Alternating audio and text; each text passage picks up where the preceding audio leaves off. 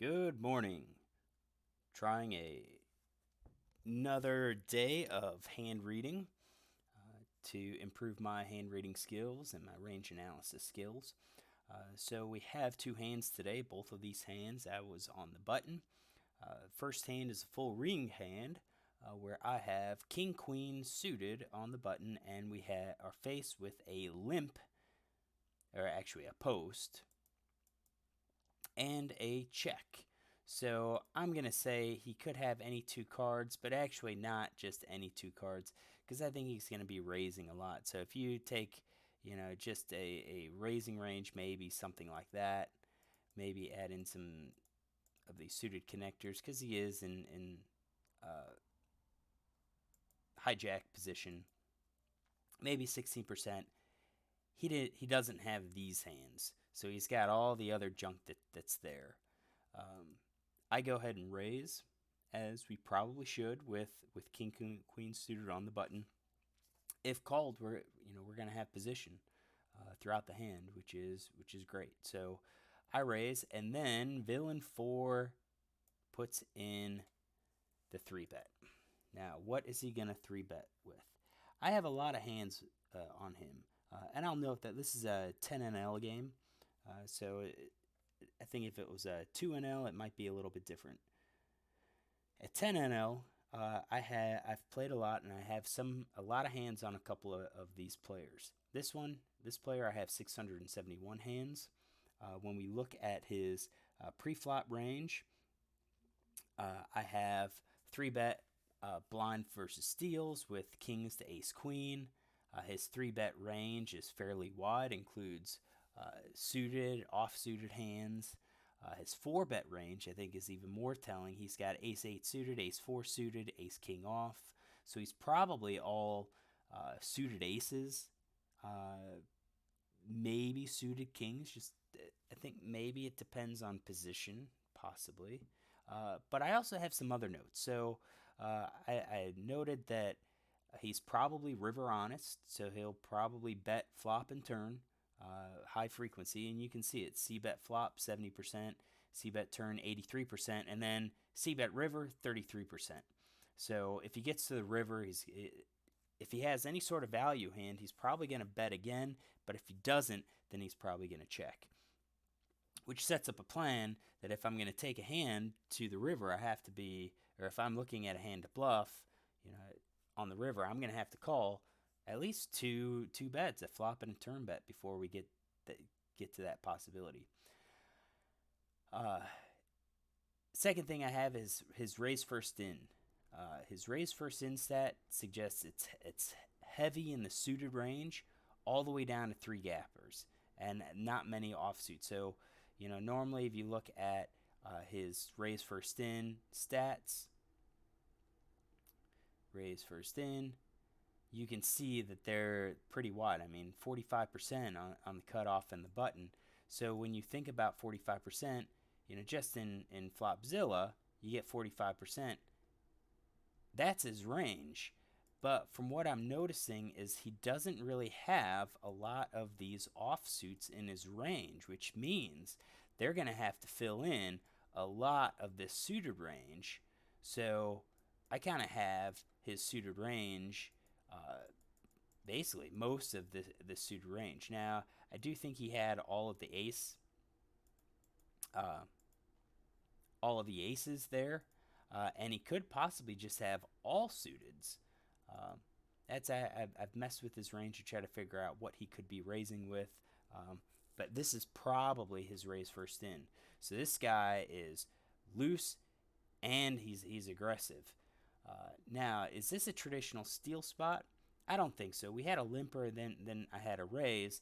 Isn't really a steal position, so this is looking more for a raise for value, and he goes ahead and three bets with him. So what is his three bet by position? His three bet by position from the small blinds, 2 out of 46. His raise versus steal, so 2 out of 46. Three bet steal from the small. His three bet steal against, or when he's in the small blind, is 0. So I kind of think he's raising more for value, but we still have to build up his range, and I don't think it's going to be this wide.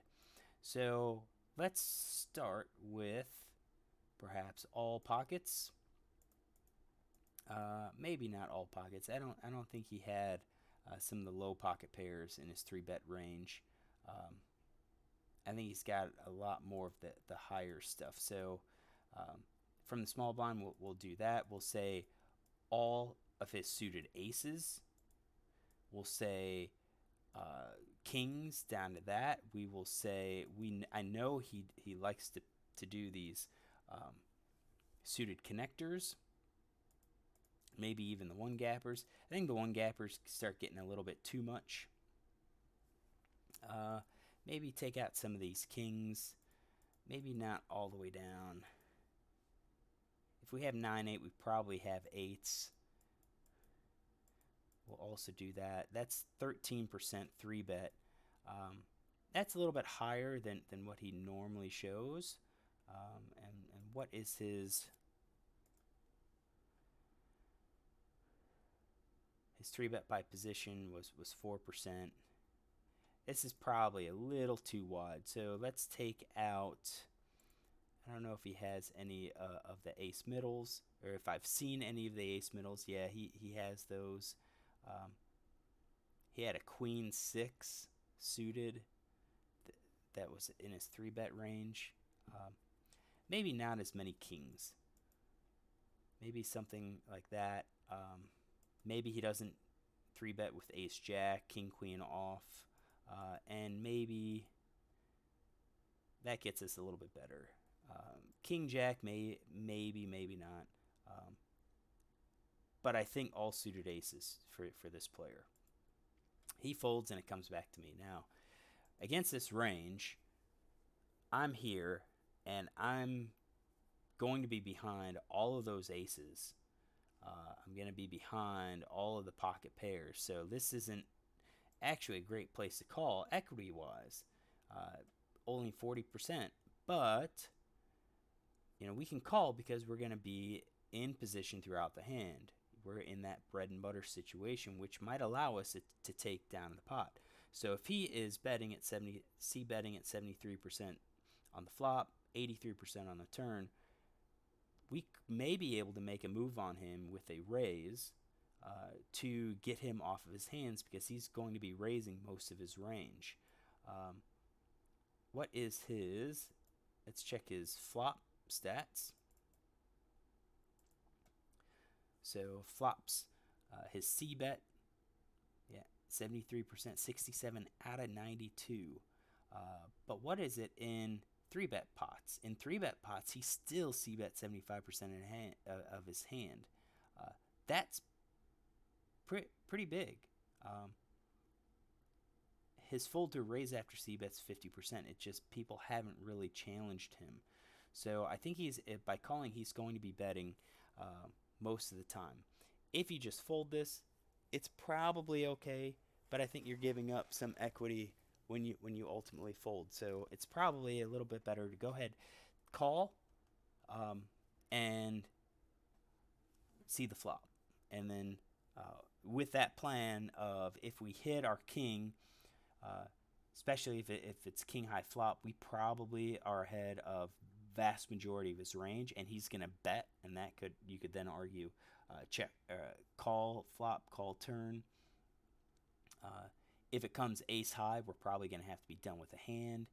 If it comes anything lower, I think we can take a stab because he's only going to have these 4 combos, or the 4 combos of each rank. So I did just that. I just called, knowing that this guy is very wide, knowing that he likes to c-bet a lot, and I saw the flop. And the flop came down, king 3-3, which is great for me because, as I said, I believe that I am ahead of the vast majority of his range now. Now, once it came, king high. Is that what it looks like?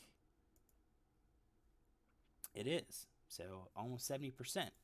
Now, he c-bets just exactly what I expected. What is he going to c bet? I think he is going to be c betting basically everything in his range. So he is going to be pairing maybe not all of the ace highs. Let's take out maybe ace 6, ace 7, ace 8, maybe ace 9.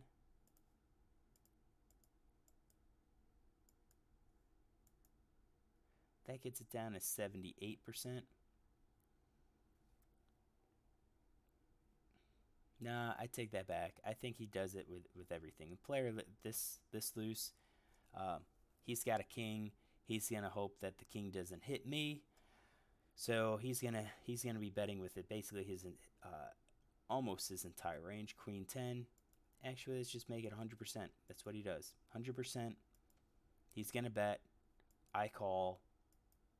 Turn is a 7 of diamonds. Now, I don't think that helps him at all. I still think I am way ahead of his range. And now I expect him to fire out another bet.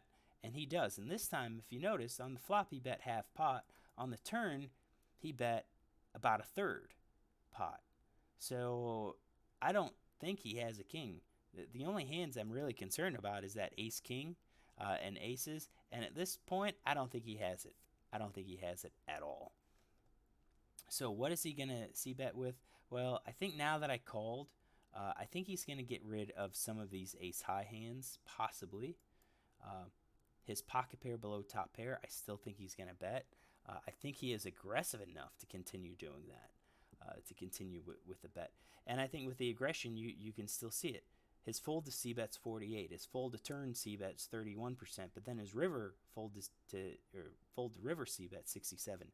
This guy plays a lot of hands. He gets to a lot of rivers, and then he folds when he doesn't hit a hand, or he checks if he's been betting the whole way. So I think he's doing this with most, if not all, of his range.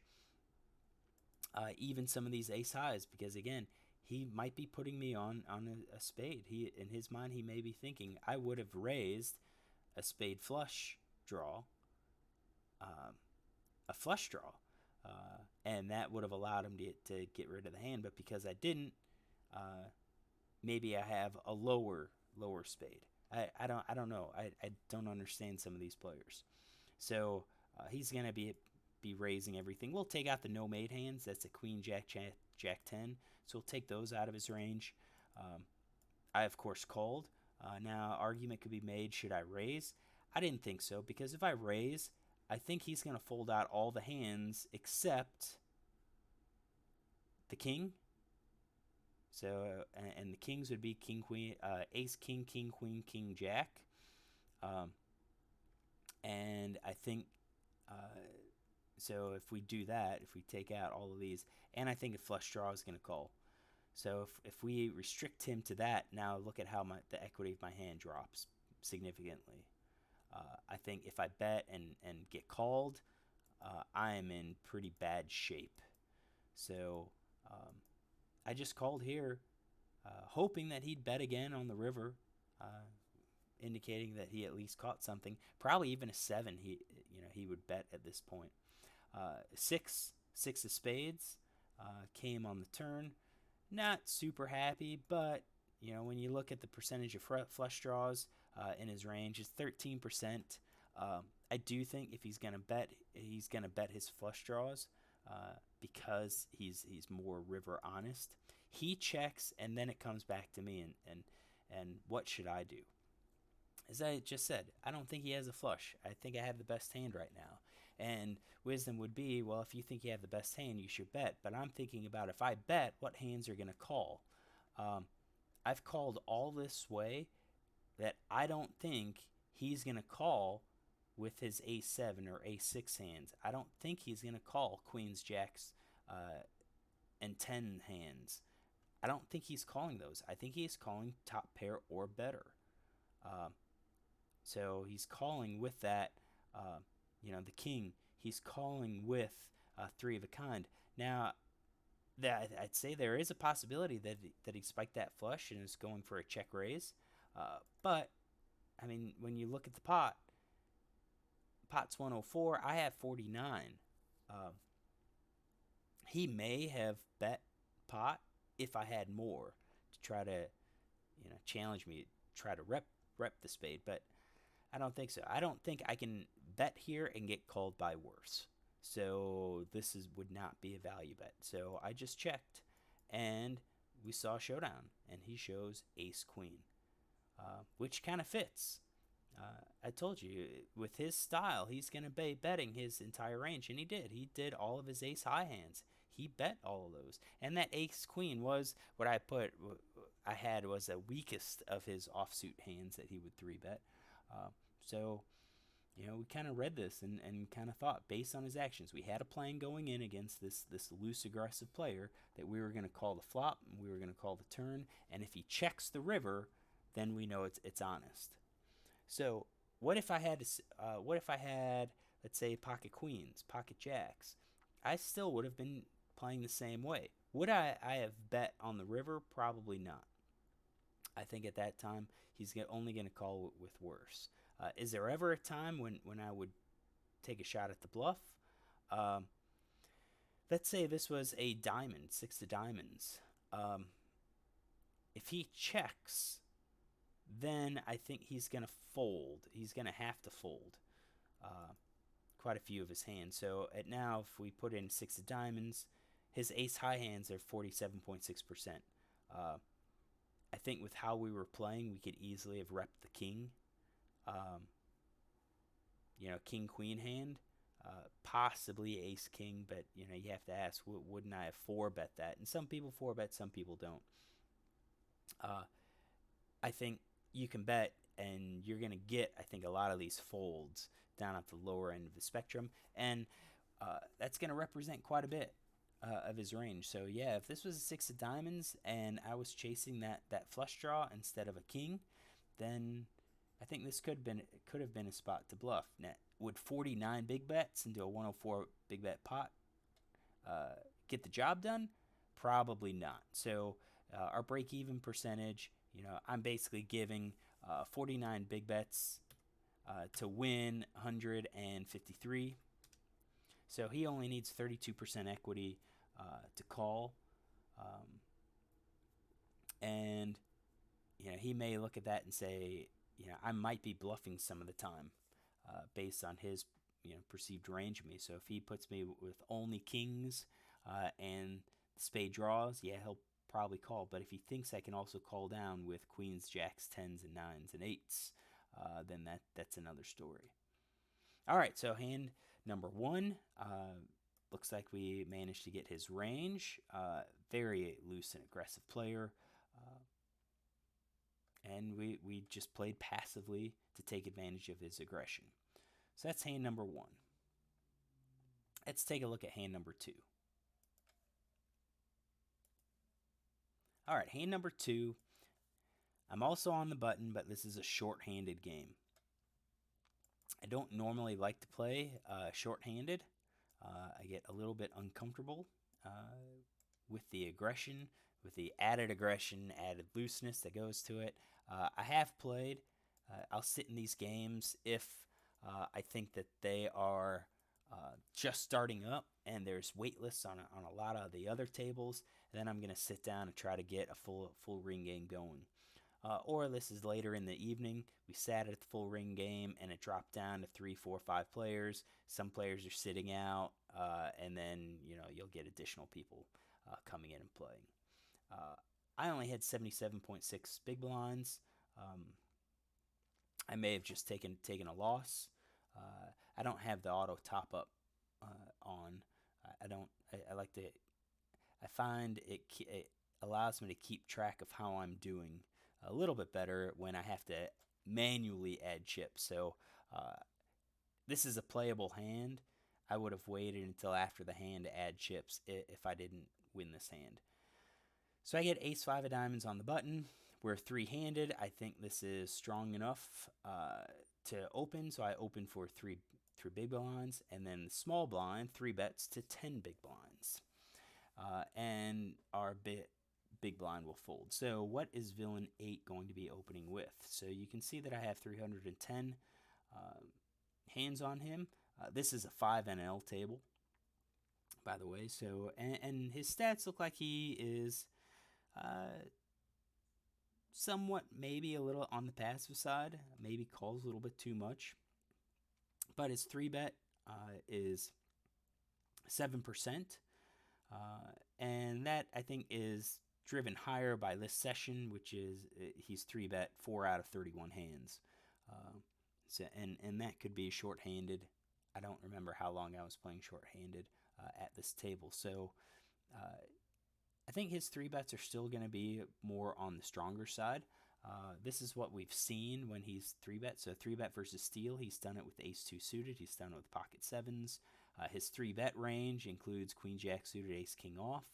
Uh, he calls two bets from the blinds with 9-3 suited. So I think that kind of tells me about what I need to know. So I think he's going to be betting his three betting with all of his suited aces. We know he goes down to pocket sevens. Uh, I think we'll go down to pocket sixes. Uh, he's going to three bet probably with ace jack or better. He's going to probably three bet with his kings, king, queen, king, jack suited, and 10-9 suited. The suited connectors down at 10-9 gets us to 12%. And for a shorthanded game, that may be about right. We can argue whether or not he actually has those, uh, and also whether he has king jacks. But I think we can leave them in. I think this is probably a suitable three bet range against the blind, against a possible steal in a shorthanded game. So I called. Why did I call? Well, I'm recognizing that he could be stealing. Do I like my call? I think a four bet might have been better. I think if I four bet with ace five, I'm going to get him to fold out a lot of the junky suited aces, possibly a lot of the pocket pairs, maybe like the king jack suited connectors. I think we're going to start to define his hand a little bit better, which allows me to take down a few more pots. Now, if I four bet, what am I going to four bet to? Pot's 21. If I four bet, I think I may four bet up to like 25 big blinds. Not quite a full pot size bet. And if I do that, if I go up to 25 big blinds, so 15 more, that leaves me with 50 big blinds, and that then makes this a stacked pot ratio of about 1 if he calls. And with a stacked pot ratio of about 1, if I spike that ace, I'm probably going to have to be all in at that point. So 4 bets possible, with the understanding that I maybe will have to get it all in. I don't. Most of these players, these micro limits, they don't face 4 bets. So fold to 4 bet after 3 bet. Yeah, 0 to 2, he hasn't folded. And it's probably because he has this tighter range. So I called. Do I have a plan? I have a plan to see a flop, which isn't that great. It's not that great of a plan. We've got fold to C bet, flop C bets 33%. So I know he's not going to fold. It's unlikely that he'll fold on the flop, but his fold to turn C bet's 100%. It's only one hand. Isn't that informative, but it looks like he'll probably call one off on the flop and then maybe call one on the turn. Our C bet flop is 50%. C bet turn is 0. So based on this and his C bets, we'll see his C bets out of position is 43%. His C bet in position 60%. And even in his 3 bet pots 25%. So I think I looked at this and thought he's going to be C betting honest. So if he C bets the flop, then he probably has top pair or better. If he checks, he probably missed, at least in terms of pair. He probably has less than top pair. So that was my plan going in. Let's see the flop. So flop comes ace 6 2 rainbow. That's going to hit both of our ranges, and it's going to put me at disadvantage because he has many more suited aces in his range. So I'm playing on the defensive, but I do have a backdoor straight draw. Uh, it's a long shot. I needed that 3 and the 4 to come in, but I think he's got all the suited aces that beat me. Now, what's interesting is that my hand is 61%. Whoops. Let's take that off on his calls. So yeah, my hand is still it's 61% uh, because I've spiked the ace and now I beat all of his high pocket pairs. I beat all of his unsuited ones. The only ones I'm gonna be losing to are his aces. And I think if he bets, he probably has an ace, and he doesn't. He checks. So based on that, I'm gonna take out his top pair hands and say he has a pocket pair below top pair. He has no made hand. He has two, he basically has everything minus those hands, which now puts me at 74.6. So now that he checked, my thought was, how am I going to make money off of this hand? Because if I bet, I think he's just going to fold. There's no point. He's going to give me credit for the ace. That's seems to be his play. So on the flop, he did not c bet. All right, and then he's going to his folds to a bet 52%. So I think he's very honest. He doesn't have the ace. I'm way ahead. I'm gonna give him a shot. If he has all these pocket pairs, the chance that he has, that he hits trips, I'm gonna, there's 3 outs for him. I'm sorry, 2 outs for him to hit trips. So I'm gonna take that risk, see what happens. 5, and that's probably the best card that could come. Gives me 2 pair, but I know that didn't fill him up with trips. Because that means he'd have to have the last 2 5s in the deck, and I'm not even sure if he 3 bets with 5s. He 3 bets with 6s, but I don't think I think he would have c bet with the trips. So 5 of clubs comes out. I think that makes me way ahead now. Yeah, 90%. Now he bets, and I think that's somewhat of a surprise because he missed the c bet, and then on the turn he fires out a bet, and he bets 21% of the time. Bets 21% of the time. So I don't think he has a big hand at this point. We've already kind of established that. So is it possible that he has 2 pair? Maybe. I'm not sure how he had those 2 pair hands because I think he would have bet his aces.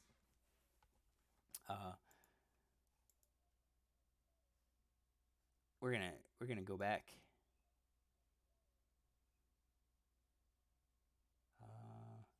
Oh, 2 card backdoor flushes. But no, we're gonna have to select for those because I don't think he's doing that with any of his aces.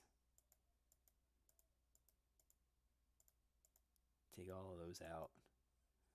So 58% of the hands. That's better. And then once the 5 of club comes, you can see he still doesn't have top pair, doesn't have 2 pair. He's got a pocket pair below top pair. And the question is, what's he going to bet here? I think he's going to take a stab at the pot. He bet 3/4 with the ace. I don't think he has the ace. I think he may be betting a pocket pair. He could be betting one of these middle pair. So, kings to sevens.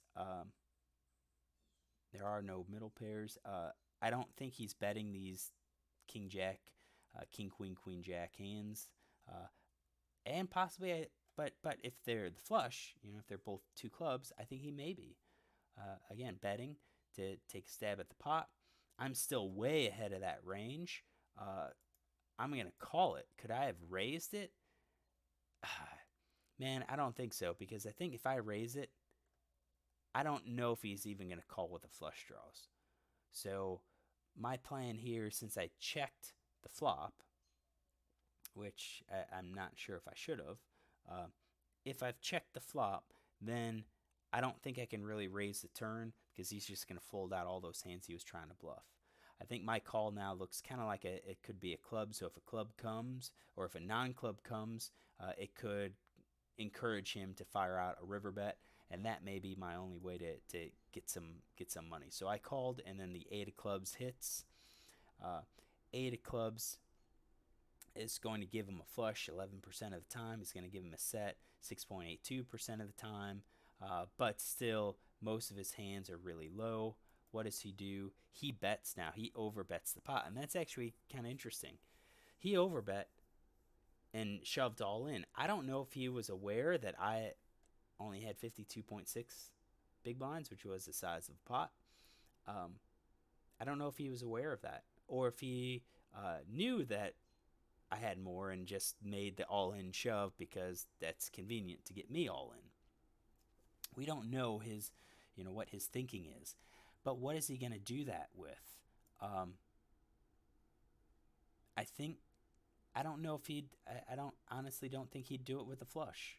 Um, I think with a flush he would bet small. He'd bet half pot. I mean he did about 3/4. Why didn't he do 3/4 again, or why didn't he do a half or 2/3? He overbet, and I think that's either super strong or that is very bluffy. So he may have the flush. I don't think he would do that. He would bet that large with a set.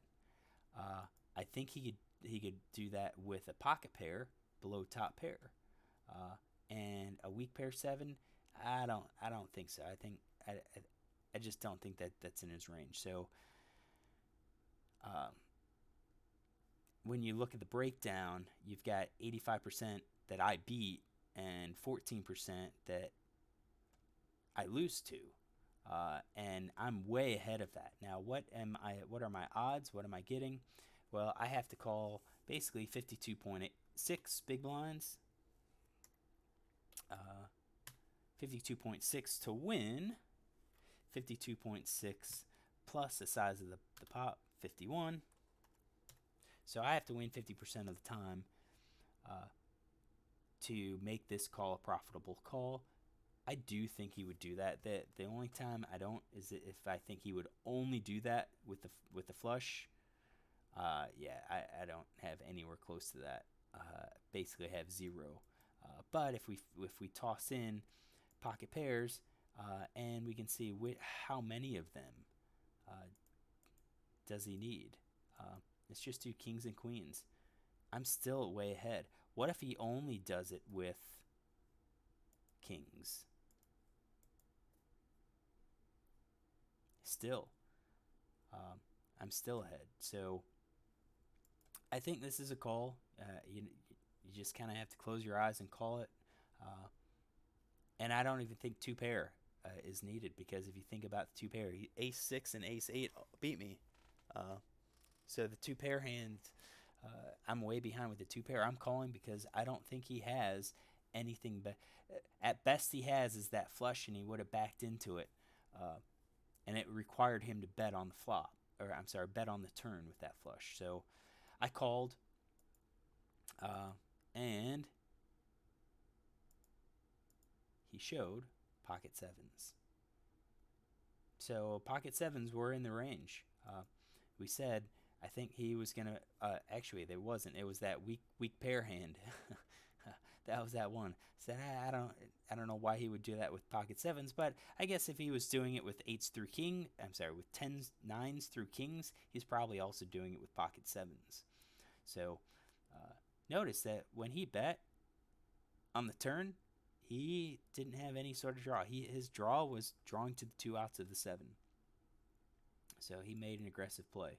Uh, Not quite in the range, but I think the quality of the hand that he was bluffing. I think that was kind of the important part here. So I'm going to mark this as a win. I think we were doing it quite well. The pocket pair on the turn, I think he was going to bet. The check on the flop, so he didn't. By checking, we excluded all of his aces. I think this was a pretty good hand, and good recognition that when he puts you all in on the river, it's either a big hand or a bluff. All right. So thanks for watching these. Look for more hands to be posted tomorrow. Probably still look at situations where I open raise and then face with a 3-bet, because that's what I'm working on right now. All right. Until tomorrow.